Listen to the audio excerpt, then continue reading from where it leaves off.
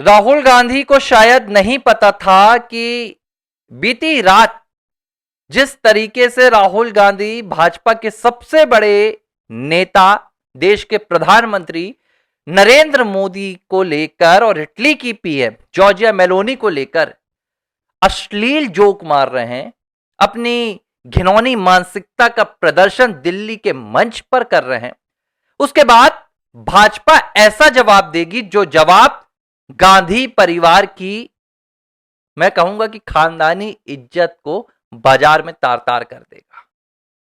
याद है आपको वो वीडियो जिसमें राहुल गांधी ने प्रधानमंत्री नरेंद्र मोदी और इटली की प्रधानमंत्री और गले लगने का जिक्र किया।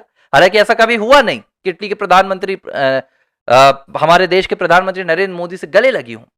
भारत के प्रधानमंत्री एक पुरुष और एक महिला के बीच की जो मर्यादा होती है उसे जानते हैं, वो भारतीय संस्कृति के लिहाज से ही सभी से मिलते हैं। लेकिन राहुल को तो अपनी घिनौनी मानसिकता का प्रदर्शन करना था, सो उन्होंने किया। अब इसके बाद क्या हुआ? राहुल ने कहा कि ये कौन सी फॉरेन पॉलिसी है कि जाकर आप विदेशी राजनेताओं के गले लगते हैं, यह सवाल उन्होंने उठाया।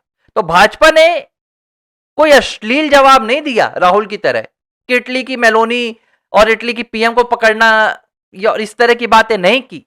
चाहती तो भाजपा नंगा नाच दिखा सकती थी गांधी खानदान का। निशिकांत दुबे तो दिखा रहे हैं, भरी संसद में बोलकर आए, नेहरू अय्याज थे तो थे। अभी भी राहुल और प्रियंका की हिम्मत नहीं हुई है कि निशिकांत के खिलाफ एक तो मानहानि का मुकदमा दर्ज करा दे। भाजपा ने जवाब कैसे दिया? क्यूबा के प्राइम मिनिस्टर और फिर प्रेसिडेंट बने थे फिडेल कास्त्रो।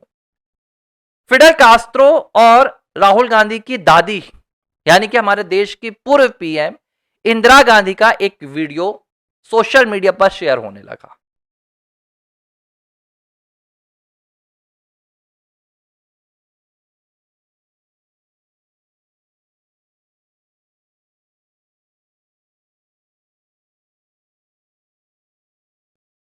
भाजपा के भी कई नेताओं ने शेयर किया।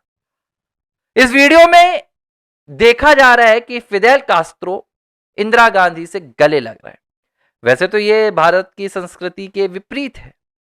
भारत में ना तो कोई महिला नेता कोई पुरुष नेता से गले लगती है, ना तो भारत के भीतर ना दुनिया के दूसरे देशों में।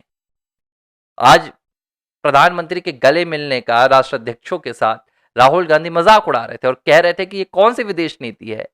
लेकिन भाजपा नेताओं ने वीडियो सामने रख दिए कि इंदिरा गांधी अगर क्यूबा के प्रेसिडेंट फिडेल कास्त्रो से गले लग रही थी तो वो कौन सी विदेश नीति थी। अब राहुल गांधी के पास इसका कोई जवाब नहीं है। अब राहुल गांधी भारत की विदेश नीति और गले लगने वाली इस डिप्लोमेसी पर कोई जवाब नहीं दे पाएंगे। असल में दिक्कत यह है कि ये विदेश नीति की आलोचना कर नहीं पा रहे हैं। अगर इनके पास विदेश नीति की आलोचना करने के लिए मुद्दे होते तो ये उन मुद्दों को रखते। ये बोलते कि भाई भारत और इटली के बीच में व्यापार नहीं हो रहा, भारत और अमेरिका के बीच में ये नहीं हो रहा, भारत इंग्लैंड के बीच में ये नहीं हो रहा, भारत की विदेश नीति, भारत की दुनिया में जो ग्लोबल स्टेज है उसमें साख गिर रही है। ये कुछ बातें रखते अगर इनके पास होती तो, लेकिन बातें हैं नहीं। तो जब बातें नहीं होती हैं तो इनकी मजबूरी ये रहती है कि पीएम जो भी कर रहे हैं मोदी, उसका मजाक उड़ाओ और उसके खिलाफ बोलो। कार में प्रधानमंत्री नरेंद्र मोदी ने डिप्लोमेसी अपनी निकाली, वो कार में बात करते हैं दुनिया के राष्ट्राध्यक्षों के साथ, तो इनको मिर्ची लगती है।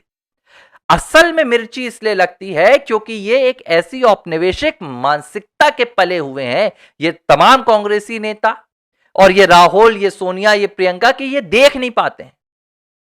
इटली से आए ये आकर इन्होंने भारत में, मैं सीधे कहूंगा कि कब्जा कर लिया। 68 के बाद भारत की सत्ता में कब्जा कर लिया, भारत की सियासत में कब्जा कर लिया और 4 से 5 दशकों तक कब्जा कर रखा।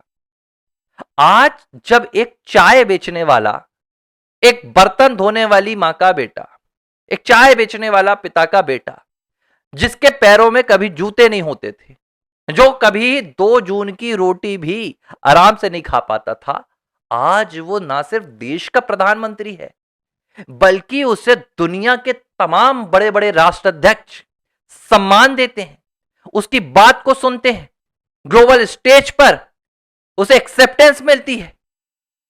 पुतिन से लेकर नेतन्याहू तक, ट्रंप से लेकर दुनिया के तमाम देशों के राष्ट्राध्यक्षों तक प्रधानमंत्री नरेंद्र मोदी का सिक्का बोलता है। ऐसे नहीं ब्राजील के पीएम कहते हैं, प्रेसिडेंट कहते हैं कि भाई अगर मुझे झुकना होगा तो मैं मोदी के सामने झुकूंगा।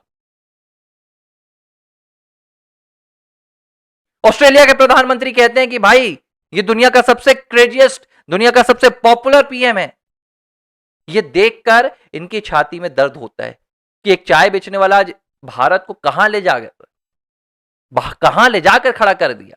हम जो भाई इतने शाही परिवार से हैं, जिन्होंने हजारों करोड़ रुपए की संपत्ति हथिया रखी है, वो आज सड़क में घूम रहे हैं, कोई पूछ नहीं रहे।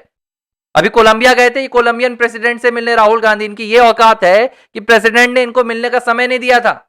जाकर देखिएगा, गूगल कीजिएगा, सितंबर 2025 तो जाकर सीनेट के प्रेसिडेंट से मिलकर आ गए थे और भारत में अपने लोगों को बता दिया कि हम तो कोलंबियन प्रेसिडेंट से मिलकर आए हैं। और उसका इल्जाम ठोकते हैं नरेंद्र मोदी पर। दो तरफा बातें इस बेवकूफ व्यक्ति की। एक तरफ यह बोलता है कि इसकी दुनिया नहीं सुनती, नरेंद्र मोदी का दुनिया में कोई सम्मान नहीं है, पीएम मोदी जबरदस्ती गले लगते हैं।